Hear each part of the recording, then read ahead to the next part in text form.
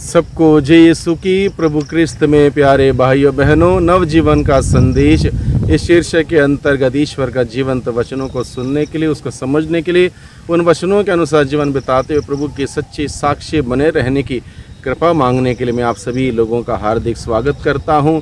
भाइयों बहनों, आज जुलाई की 21 तारीख है, शुक्रवार है, और आज के वचन के द्वारा प्रभु हम सबों से क्या कहता है कि हम दया दिखाने वाले बने। प्रभु कहता है मैं बलिदान नहीं बल्कि दया चाहता हूँ, हम दया दिखाने वाले बने। यानी कि बलिदान चढ़ाना मैं समझता हूँ आसान है एक प्रकार से। जैसे मान लो सुबह आपने आधे घंटा प्रार्थना की, या फिर आधे घंटे के डेली मास में आपने भाग लिया, या डेली मास आपने सेलिब्रेट किया, मैं समझता हूँ ये आसान है।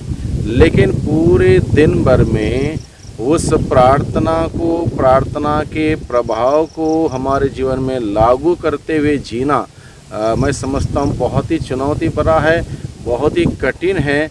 जो कि प्रभु यही चाहता है कि हम केवल प्रार्थना करने के उस समय तक सीमित ना रहें। हमारी धार्मिकता यानी कि हमारी प्रार्थना का प्रभाव हमारे जीवन के हर पल पल दिखाई दे। अन्यथा केवल बलिदान चढ़ाना और दया नहीं दिखाना वो कोई फ़ायदेमंद नहीं होगा। प्रभु चाहता है कि हमारी प्रार्थना में जीवन इतना फ़ायदेमंद हो, जो बलिदान या प्रार्थना या त्याग तपस्या हम करते हैं या कोई भी धार्मिक क्रियाकलाप हम करते हैं, उसका प्रभाव, उसका असर हमारे जीवन में, हमारे बोलने में, हमारे उठने बैठने में, हमारे व्यवहार में, हमारे आदतों में झलक दिखाई देना चाहिए दूसरों को। तब जाके हम लोग आशीषों के कारण बनते हैं, दूसरों के लिए आशीषों के कारण बनते हैं। तो प्रभु यीशु मसीह ये बात क्यों कहता है? प्रभु यीशु मसीह ये बात इसलिए कहता है, शास्त्री फरीसी लोग प्रभु के ज़माने में बहुत ज़्यादा प्रार्थना करने वाले लोग माने जाते थे। घंटों भर चौराहे में खड़े होकर वो प्रार्थना किया करते थे। लेकिन उनका प्रार्थना का असर, प्रार्थना का प्रभाव, चाहे वो घंटों भर चौराहे में खड़े होकर कितनी भी प्रार्थना क्यों ना की हो, हफ्ते भर में उपवास क्यों ना किया हो, दशमांश क्यों ना दिया हो, और धार्मिक सारे क्रियाकलापों का पालन भी किया हो, लेकिन दूसरों पर दया नहीं की, दूसरों पर उन्होंने कोई मेहरबानी नहीं दिखाई, दूसरों की ज़रूरतमंद लोगों की कोई मदद नहीं की, तो उस धार्मिकता का कोई फ़ायदा नहीं। प्रभु का कहने का तात्पर्य यह है। तो आज के दिन में प्रभु हम सबों से यही संदेश कहता है, अगर हम बलिदान तक सीमित रहते हैं, प्रार्थना तक सीमित रहते हैं, और उसका असर हमारे जीवन में कहीं से भी नहीं झलकता, कहीं भी नहीं दिखाई देता, तो प्रभु कहता है मैं बलिदान नहीं चाहता हूँ बल्कि मैं दया चाहता हूँ। यानी कि प्रैक्टिकल लाइफ में हमारा धार्मिकता झलकनी चाहिए। प्रभु का कहने का तात्पर्य ये है।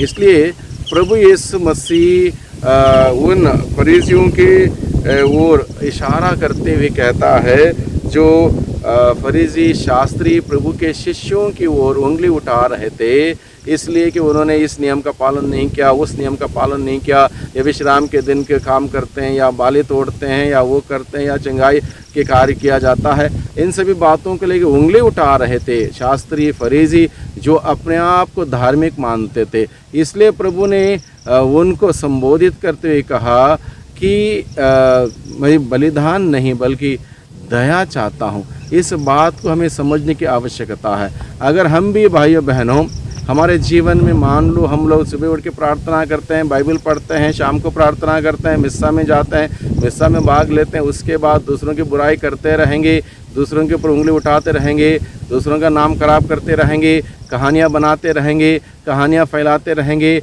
और इन्हीं नकारात्मक चीज़ों में पढ़ते हुए हम इसी में आनंद मनाते रहेंगे।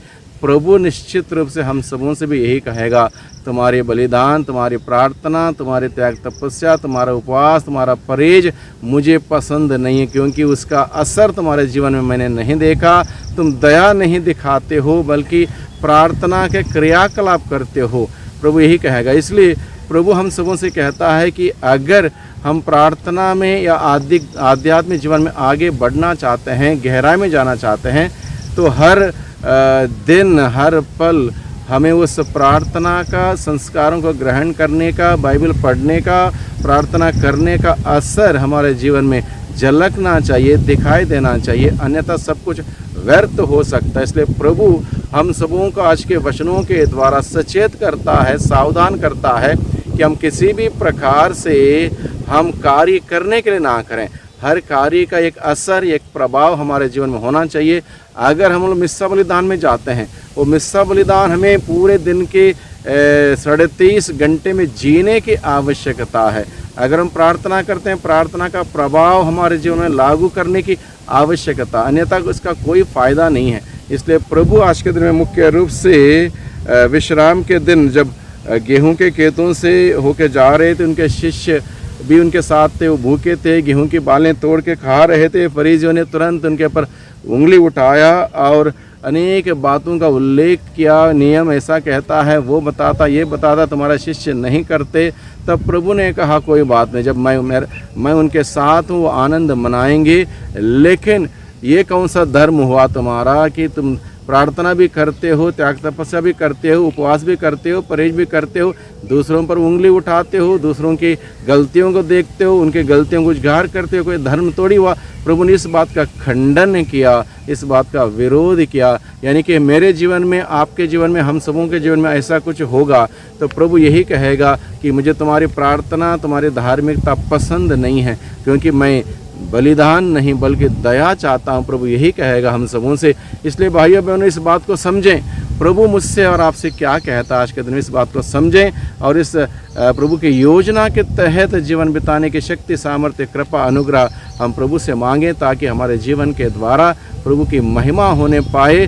हमारा जीवन दूसरों के सामने उदाहरण का जीवन हो, हमारा जीवन एक पवित्रता का जीवन हो, हमारा जीवन एक ईमानदारी से प्रभु का अनुसरण करने का, एक सच्चाई से भरा हुआ जीवन हो, जिसमें कोई ढोंग ना हो, कोई दिखावा ना हो, कोई आडंबर ना हो, बल्कि सच्चाई कूट के भरी हुई हो। एक ऐसा जीवन बिताने की कृपा, शक्ति, सामर्थ्य हम आज के दिन में मांगें। प्यारे प्रभु जी, धन्यवाद। आज के दिन में आपने फिर एक बार अपने वचनों के द्वारा हम सबों को संबोधित किया, हम सबों से बातें की, किस प्रकार की धार्मिकता आप चाहते हैं, इसको आपने प्रकट किया। हम आपको धन्यवाद देते हैं। आपकी योजना के अनुसार जीवन बिताने की शक्ति, सामर्थ्य हम मांगते हैं प्रभु, क्योंकि हम दुर्बल हैं, कमी कमजोरी से भरे हुए लोग हैं। आत्मा की सामर्थ्य और आत्मा की अगुवाई हमें प्रदान कर, जिससे कि प्रभु आपकी दृष्टि में उचित, नेक, अच्छा और आदर्श जीवन हम सभी बिता सकें। दुआ करते हैं उद्धारकर्ता यीशु मसीह के नाम से, आमीन।